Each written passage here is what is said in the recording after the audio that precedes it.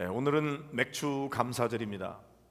상반기 6개월 동안 우리에게 베풀어 주신 주님의 은혜를 헤아려 보면서 그 은혜에 감사하는 축복의 날이 되기를 바랍니다.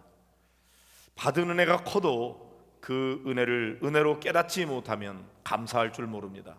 그런 사람도 많이 있습니다.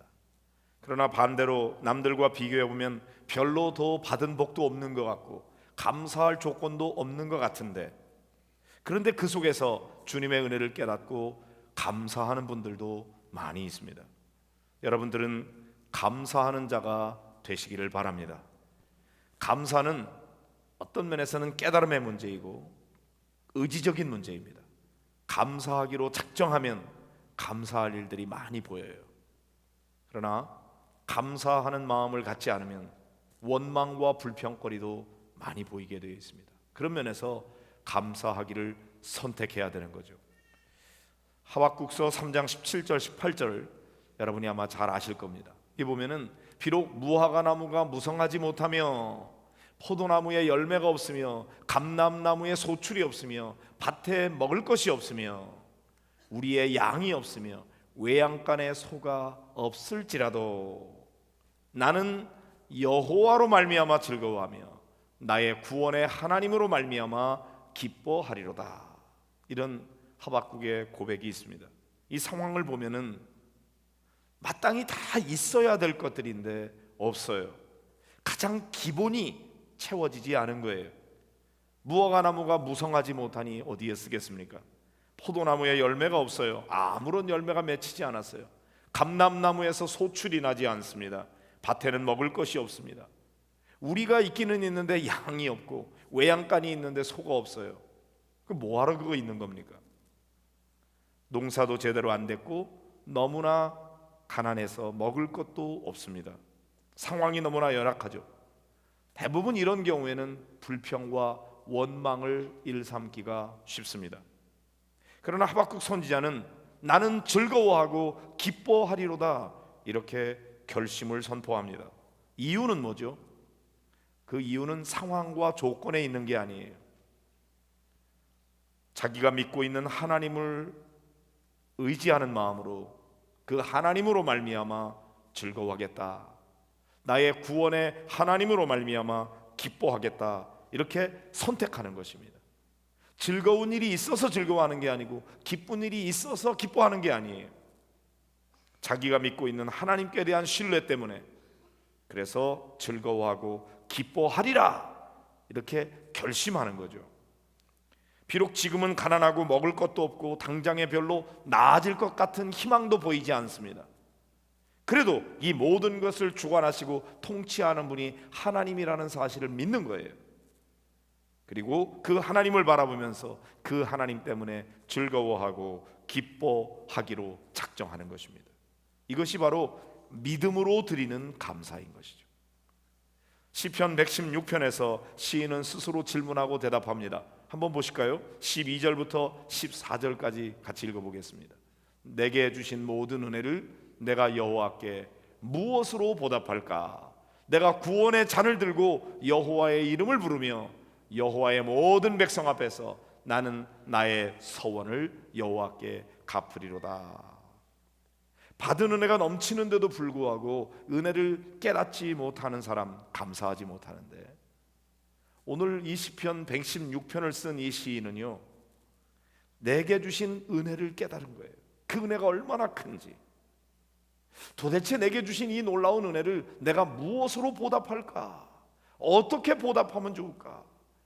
왜 나에게 이런 은혜를 베풀어 주셨지? 이 은혜를 내가 어떻게 갚지? 이렇게 질문하는 것이죠. 그리고는 내가 이렇게 하리라 결심을 말합니다. 내가 구원의 잔을 들고 여호와의 이름을 부르리라. 여호와 하나님 아버지, 하나님이 나의 아버지 되심을 감사합니다. 하나님 베푸신 은혜가 너무나 큽니다. 하나님 감사합니다. 이렇게 감사하기로 작정하는 거죠. 그리고 여호와의 모든 백성 앞에서 나는 나의 서원을 여호와께 갚으리로다 그렇게 말합니다. 서원이라는 게 뭐죠? 서원이라는 것은 보통 자기의 삶에 심각한 문제가 발생이 되었을 때 하나님 앞에 나아가서 이 문제를 해결해 달라고 기도하면서, 만약 하나님께서 내 기도를 들으셔서 내 문제를 해결해 주시면 내가 이렇게 하겠습니다 하고 미리 약속하는 것, 그게 서원인 것이죠. 예를 들면 한나의 서원을 우리가 알 수가 있습니다. 사무엘상 1장 11절에 보면은 한나가 아이가 없었잖아요. 하나님 앞에 나아가서 아들을 달라고 간절하게 기도합니다. 통곡하면서 기도합니다. 만약 하나님께서 제게 아들을 주시면 내가 그 아이를 하나님 앞에 바치겠습니다. 그리고 그 아이를 삭도를 대지 않은 거룩한 하나님의 아들로 기르겠습니다. 이렇게 서원을 하죠. 하나님께서 그에게 사무엘을 선물로 주셨어요.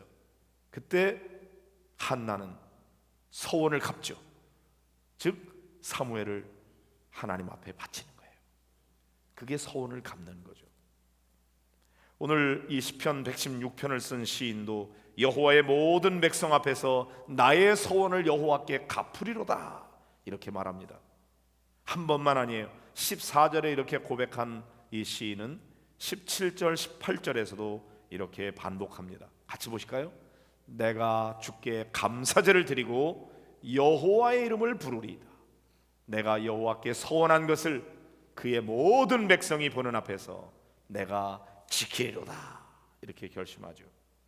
시인은 감사제를 드리겠다고, 내가 여호와 하나님의 이름을 부르겠다고 말합니다. 그리고 자신이 여호와 앞에 서원한 거 내가 지키겠습니다. 자, 서원한 게 있네요. 왜 서원을 했을까요? 그가 삶에 너무나 고달픈 고난과 슬픔이 그의 삶 가운데 있었기 때문입니다.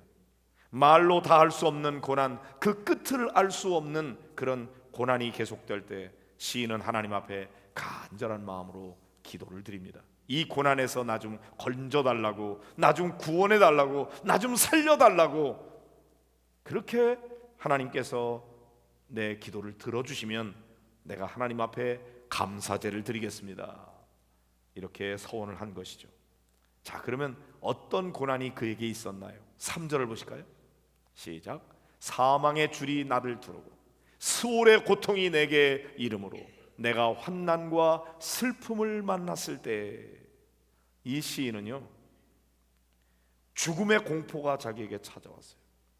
그리고 스올, 아주 저 지옥의 고통, 그럴 정도로 지옥의 고통이 자기에게 찾아올 정도로 죽음의 공포, 이런 걸로 두려워 떨었습니다.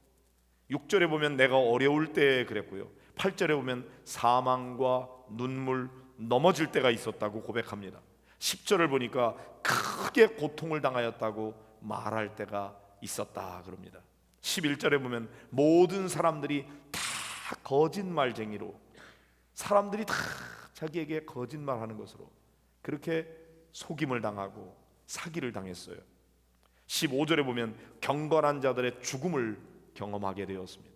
16절에서는 결박을 당했음을 알 수가 있습니다. 그러니까 이 시인이 그냥 평탄하게 아무 어려움도 없이 그래 살았기 때문에 하나님 앞에 감사제를 드리겠다는 게 아니에요.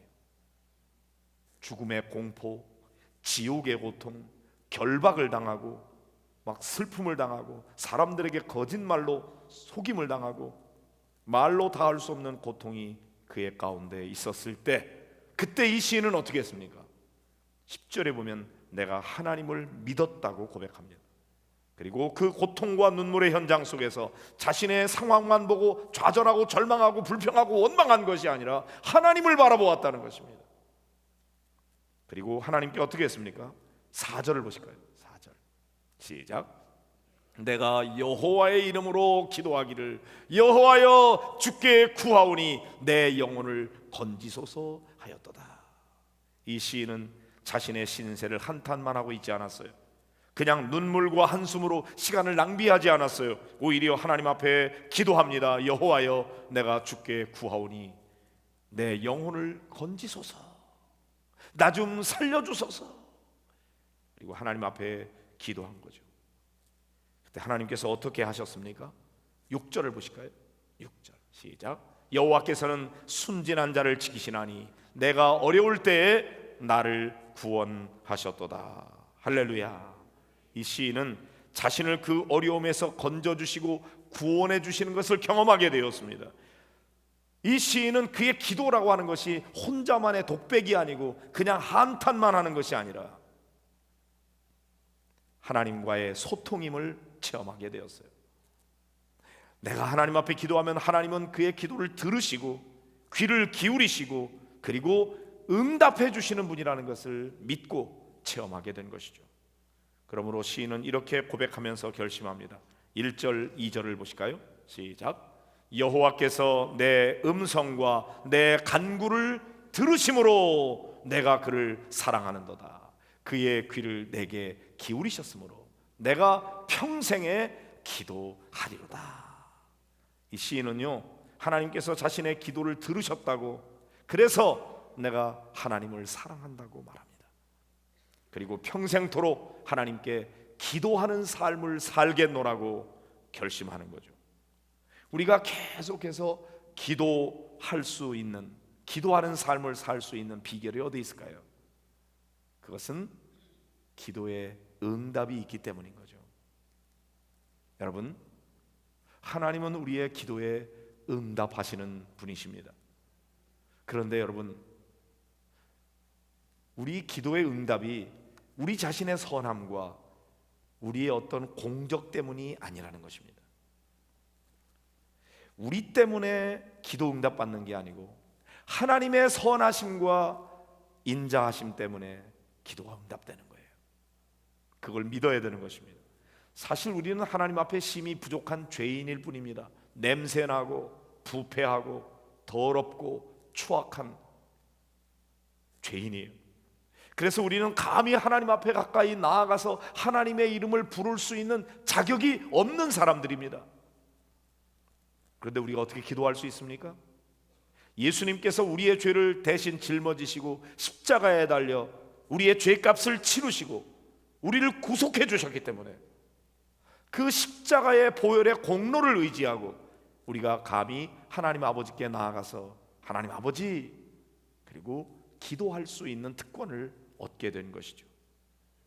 그러니까 여러분, 우리는 부족해도 주님의 십자가의 은혜 때문에 우리는 하나님 앞에 나아가 기도할 수 있는 것입니다. 그리고 우리의 기도가 응답되는 것은 우리가 믿음이 많기 때문에, 우리가 기도가 간절하기 때문에, 우리 때문에 하나님이 마지못해서 억지로 응답하시는 게 아닙니다. 하나님께서 우리의 기도에 응답하고자 하시는 하나님의 자발성과 하나님의 능력 때문입니다.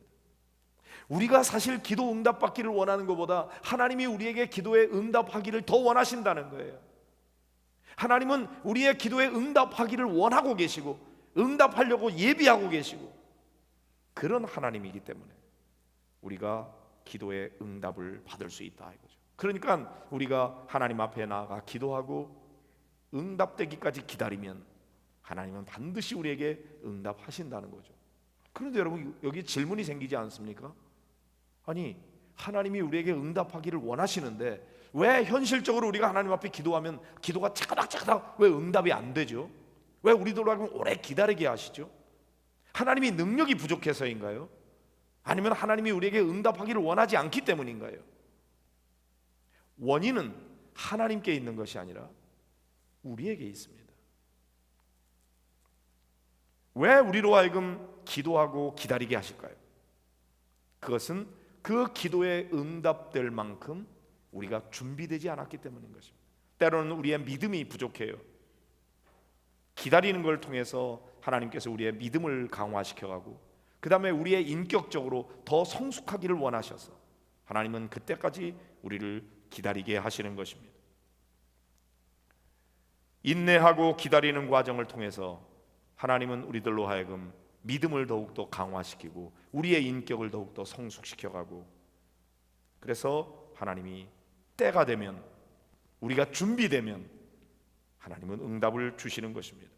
그러니까 기도 응답이 지연되는 이유는 하나님께 원인이 있는 게 아니고 우리에게 원인이 있어요.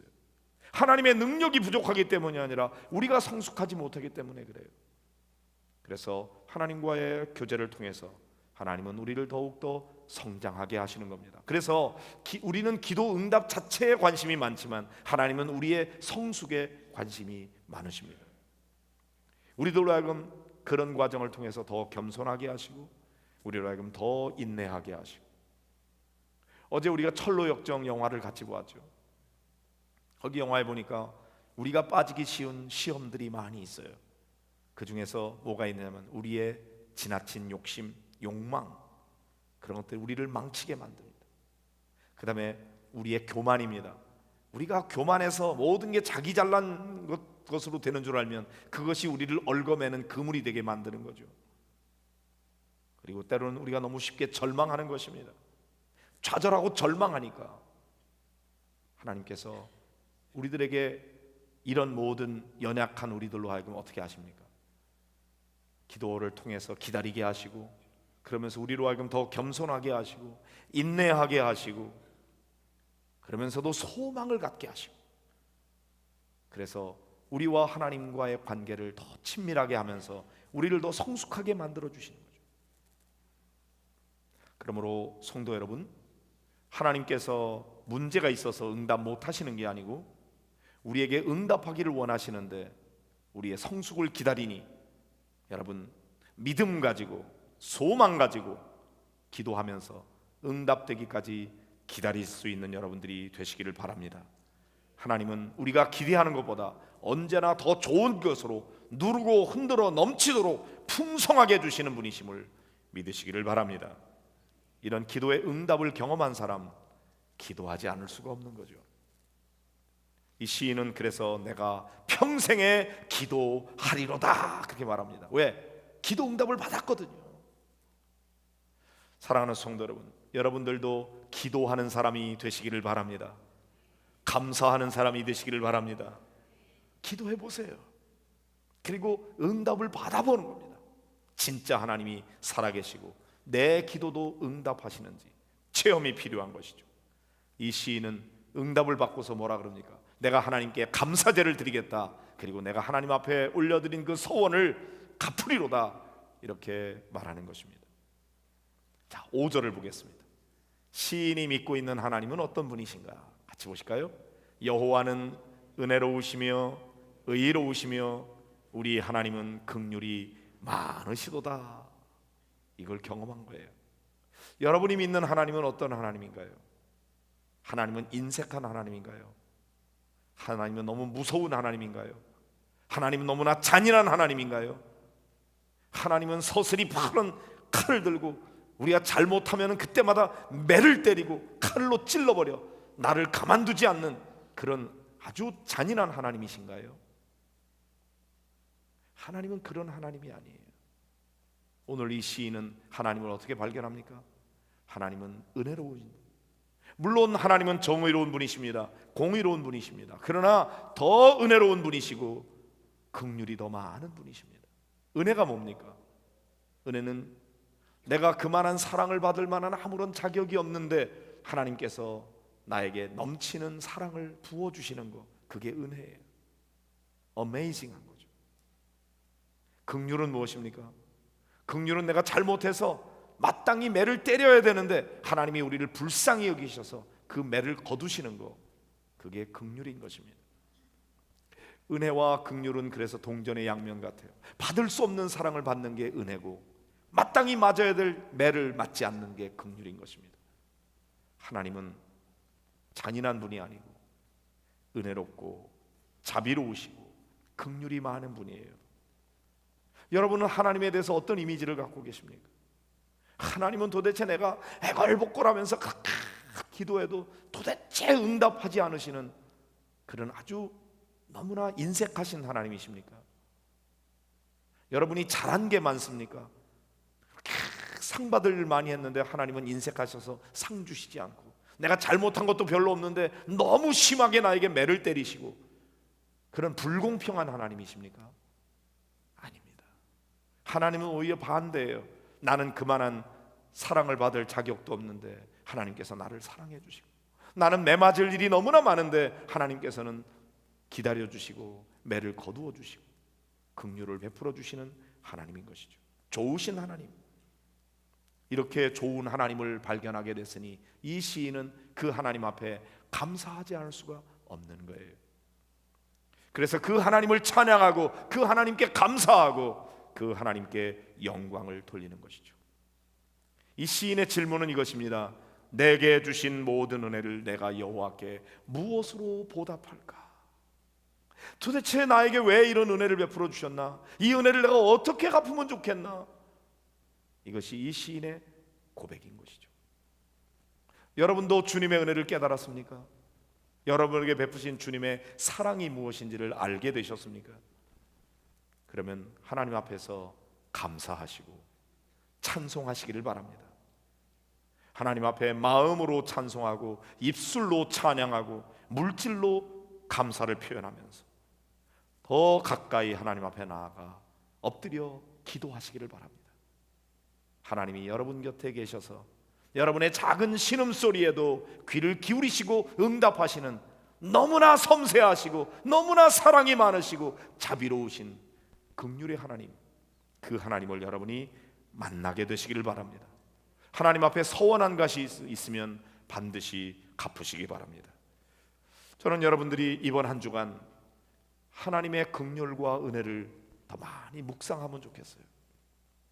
그냥 객관적으로 하나님이 은혜가 많으시고 긍휼이 많으신 분이 아니라 내 삶 속에서 베풀어 주신 은혜가 무엇인지, 나에게 얼마나 긍휼한 하나님인지 그걸 여러분이 깊이 묵상해 보세요. 그리고 은혜를 깨달았을 때 그 하나님 앞에 감사하세요. 그 사랑을 느껴보세요. 그리고 그 사랑을 나누어 주는 분들이 되시기를 바랍니다. 섬기는 사람이 되시기를 바랍니다. 감사하는 자에게는 감사거리가 점점 늘어나요. 더 많이 주고 싶어요. 불평하고 원망하는 사람에게는 있는 것도 빼앗고 싶은 것이 우리의 마음인 것입니다. 사랑하는 성도 여러분, 여러분은 생각해 보세요.